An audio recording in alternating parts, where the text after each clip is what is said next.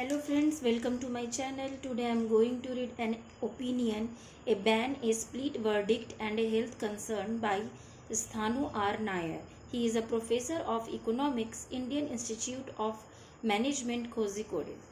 Rapeseed mustard oil, hereafter mustard oil, is the third largest edible oil consumed in India. Two executive and judicial decisions on mustard oil, one from 2021 and another from 2024, have major public health implications, but have hardly received the public attention and scrutiny they deserve.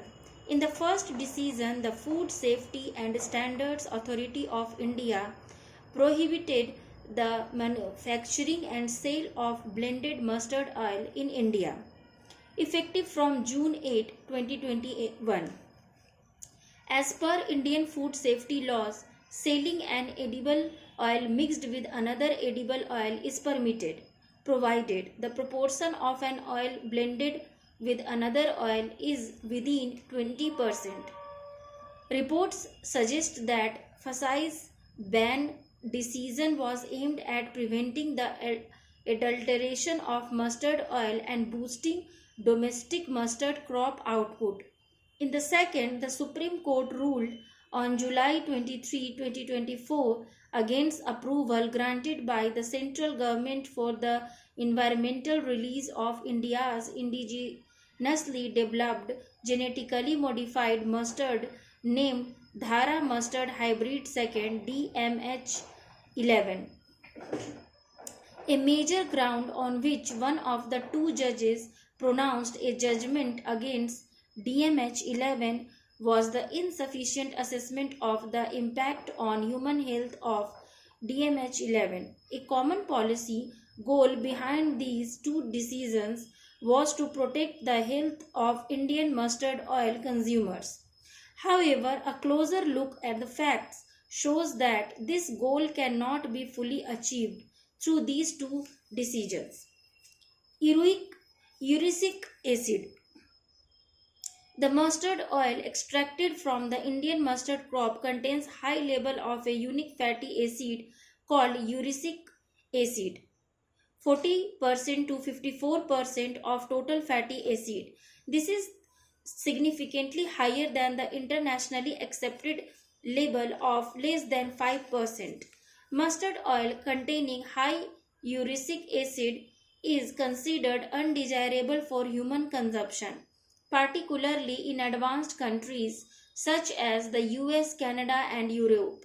Lab experiments demonstrated that animals fed with high erucic acid containing mustard oil suffered from heart diseases, retarded growth, premature tissue death, and adverse changes to the liver, kidney, skeletal muscle, and adrenal glands. Though there is no conclusive evidence of a similar health impacts on humans, the stigma of the high erucic acid is mustard oil prevails in advanced economies. In those countries, the erucic acid content of mustard oil is strictly controlled by using canola oil for culinary purposes. Canola crop oil developed by Canada contains less than 2% erucic acid content. Edible oil blending. Due to unfavorable climatic conditions, India has not succeeded in developing a high-yielding canola quality mustard crop. Hence, the easiest way to reduce the high erucic acid content in mustard oil is to blend it with other edible oils. Several scientific studies have proved the lower presence of erucic acid in blended mustard oil.